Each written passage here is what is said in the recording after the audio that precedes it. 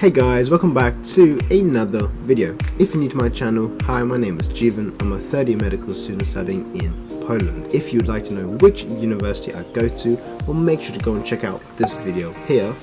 And yeah, so today's video is going to be another reaction video. As in my previous reaction video, I asked you guys to get that video up to 50 likes and you guys smashed it with like, I think 81 likes. Crazy. So hence, yeah, I'm making another reaction video. So today I'm going to be reacting on a video that talks about the Battle of Warsaw. And in my previous history reaction videos, the Battle of Warsaw has popped up, and I know a little bit of the Battle of Warsaw. It really is an amazing battle, and I think more and more people should know about this battle because I genuinely do believe that it was one of the most important battles when it came to the Soviet Union not ruling the whole of Europe, basically. Anyway, let's get straight into the video. 3, 2, 1. It was a battle that Poland was not supposed to have won. A David and Goliath battle so pivotal, yet so criminally overlooked in the shadows between two world wars. If Poland lost, it would mean the end of its short-lived independence. But for the rest of Europe, a Soviet victory could have changed the history of the entire continent immensely. Today we look at the 1920 Battle of Warsaw, or as it's known in Polish, Cud nad Wisłą, the miracle on the Vistula. In the year 1795, Poland had failed in its resistance against the major powers on its borders, leading to the country's partition between the Kingdom of Austria, Prussia, and the Russian Empire. Poland was completely erased from the map for 123 years. In the space of 5 generations, you would expect anyone else to just give up and relinquish their statehood. But this is Poland we're talking about. And as the national anthem states, Poland is not yet lost, so long as we still live. Europe would eventually see another major shake-up in the early 20th century, specifically a little event known as the Great War, later known as World War I. As you may know, Germany and Austro-Hungary were on the losing side, and Russia's participation was disrupted by the Bolshevik Revolution in 1917. Polish resilience had finally paid off, and the Second Polish Republic emerged in 1919. As German troops withdrew from the Eastern Front in what is today Belarus and Ukraine, the new Polish army, led by Chief of State Józef Pilsudski, quickly mobilized to fill the vacuum and reclaim its former territories. But the Bolsheviks, now in power in Russia, were not ready to give up their former territories so easily. Much more, in fact. They were determined in spreading the communist revolution westward. And as it's often been in history, Poland is the bridge between East and West. The Red Army was mobilized to push back the Polish front, and concentrated all its forces towards the capital of Warsaw. Thus began the Polish-Soviet War in 1919. Pilsudski was successful in capturing the city of Kiev on May 9th, 1920, while supporting the dwindling forces of the Ukrainian People's Republic. However, by mid-June, Polish forces were forced to evacuate, and Soviet forces rolled forward. Falling back from the Belarusian territories in the north, Pilsudski used the retreat to reorganize and make preparations for the oncoming Russian offensive. He knew their objective was Warsaw, so that's where he'd meet them. Crossing over the Vistula in early August of 1920, he began fortifying the bridgeheads along the river. The Polish Fifth Army was placed to the city's north, in and around the Modlin fortress. To Warsaw's east, the Polish First Army was entrenched as the city's last line of defence. This position was to be held at all costs. Further down the line held by the Second Army, the Polish Third and Fourth Armies were placed to the city's south, awaiting Pilsudski's counter-offensive. Leading the Russian offensive was Commander Mikhail Tukhachevsky. The core of Tukhachevsky's strategy was to encircle Warsaw from the northwest, the same way that Russian forces had done during the November uprising of 1831. Simultaneously, he would send the Russian 16th Army to attack the city from the east, while the 12th Army and 1st Cavalry would eventually breach Warsaw from the south. But Pilsudski was well aware of these plans, thanks to Polish cryptologists who had broken the Russian ciphers. But regardless of the advantage, the Poles were going up against a far more advanced army, with more experienced commanders.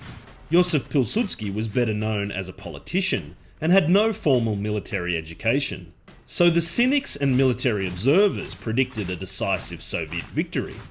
a miracle would indeed be required. Yeah. And so the Battle of Warsaw began. On August 12th, Tukhachevsky sent the Russian 16th Army to attack the city's defences from the east, focusing their efforts on the town of Rajmin.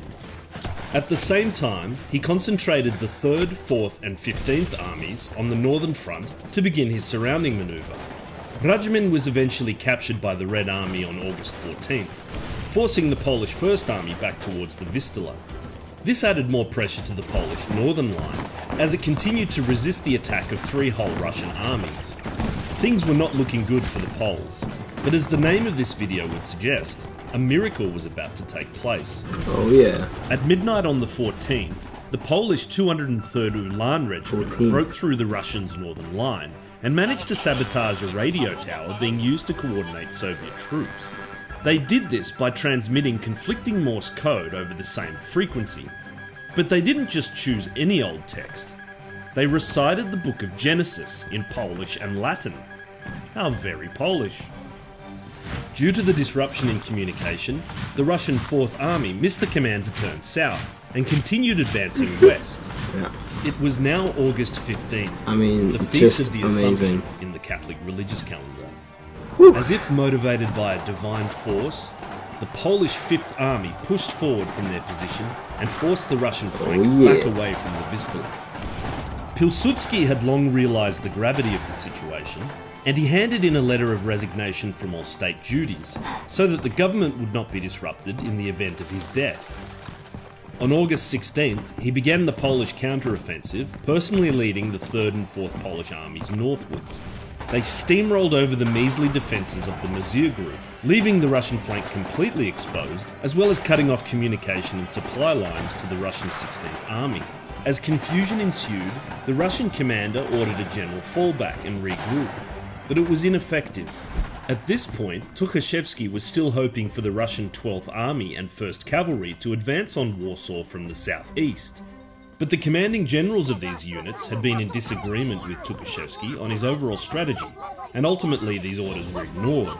The Russian 1st Cavalry ultimately chose to ride on the city of Lviv, a manoeuvre that was encouraged by a young Joseph Stalin who was seeking his own political gain.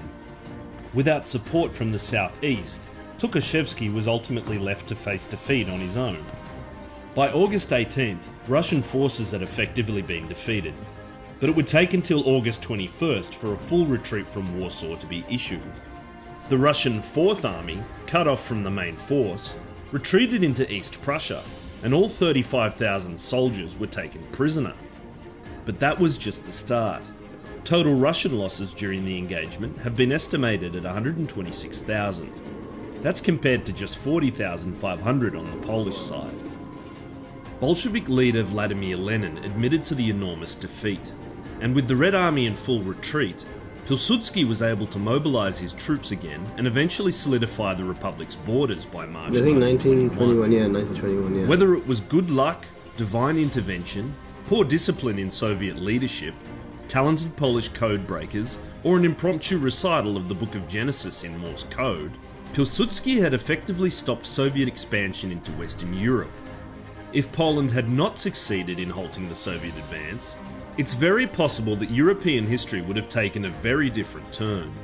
It's unlikely that countries like Germany, Hungary and Romania would be able to hold out against the advancing Bolsheviks. In this alternate history, would Germany ever see the rise of fascism in a communist state?